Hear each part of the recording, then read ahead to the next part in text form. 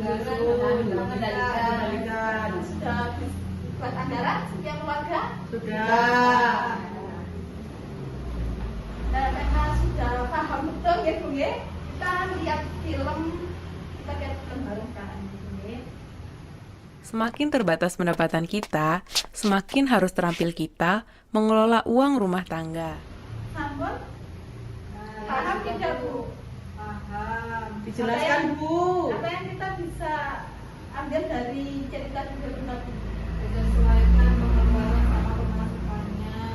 Ya, di sini untuk sesi selanjutnya kita fokus ke sini dulu Bu. Di sesi 2 ini kita akan belajar cermat meminjam dan menabung. Nah, di sini kita perhatikan dulu ya Bu ya. Stop, baca bersama Bu judulnya ya.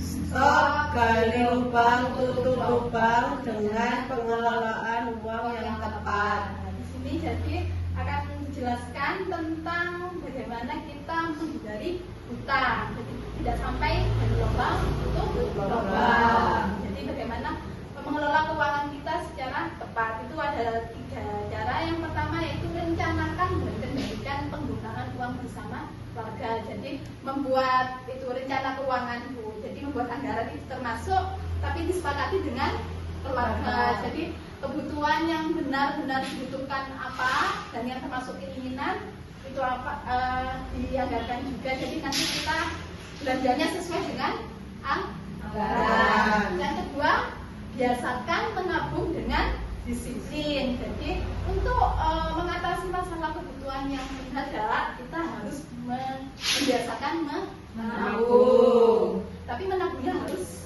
disiplin Ibu. Meskipun sedikit demi sedikit. Yang terakhir, mempertimbangkan dengan matang sebelum memutuskan berhutang. Ibu di sini pernah ada yang berhutang nggak? Pernah Bu. Hutangnya kemana? Bu, siapa yang Kalau saya Bu. dengan saudara? Kalau Ibu Koperasi Bu. di koperasi. Iya. Soalnya ya punya langganan sendiri pas. Iya, benar. Kemudian di sini selanjutnya kalau meminjam itu pasti ya dengan pertimbangan dulu apa enggak Bu? Ya mesti Ya Bu, udah bisa bayar. Ya iya. Nah, kita sebelum minjam harus merencanakan hutang Bu. Agar apa? Agar anggaran yang kita buat itu tidak percuma gitu ya.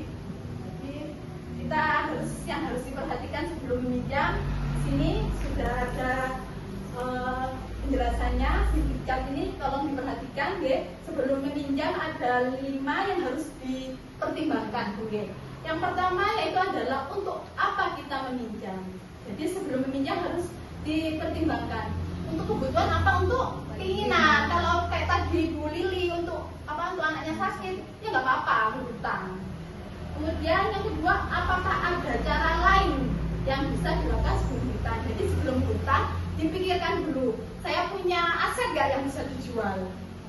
Jadi kalau sudah mentok nggak ada, baru kita ke langkah selanjutnya bisa pinjam, ya berhutang.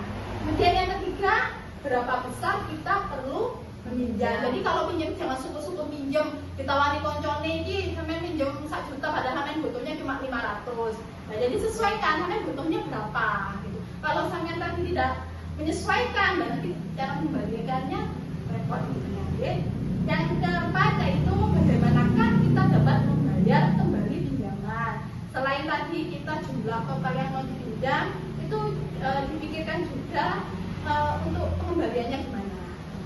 Jadi sesuaikan waktu pengembalian pinjaman dengan pola pendapatan kita. Sesuaikan dengan pendapatan kita. Apa kita ada jadwalnya kayak ada panenan nggak untuk membayar hutangnya, atau ada pendapatan yang tetap nggak? Jadi disesuaikan dengan pendapatan keluarga masing-masing gitu deh. Yang terakhir yaitu kemanakah kita dapat meminjam. Yang paling penting kita mempertimbangkan tempat untuk meminjam. Jadi banyak ya tempat untuk meminjam. Nah, di sini akan saya jelaskan tempat meminjam. Jadi kita harus mempertimbangkan, selain pertimbangan 5 ini, kita harus juga mempertimbangkan tempat meminjam. Tempat meminjam di sini sumbernya ada 5 Bu. Yang pertama ada saudara atau kerabat dekat. Yang kedua ada rentenir termasuk bank keliling. sendiri tuh kayak Mekar atau yang biasa yang biasanya yang terkenal di desa itu gitu ya.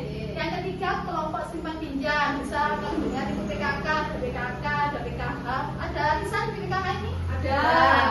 Itu. Kemudian yang keempat itu ada koperasi simpan pinjam, biasanya ada di pasar, ada koperasi untuk menawarkan pinjaman. Yang terakhir itu bank pasar. Di sini dari kelima ini itu ada kelebihan dan kekurangannya masing-masing Bu. Jadi nggak ada lebihnya, pasti ada kekurangan dan kelebihannya masing-masing. Biasanya saya minjem yang mana Bu? Di tempatnya mana? Macam-macam Bu. Jadi yang disesuaikan saja. Sampai sini ada yang ditanyakan Ibu?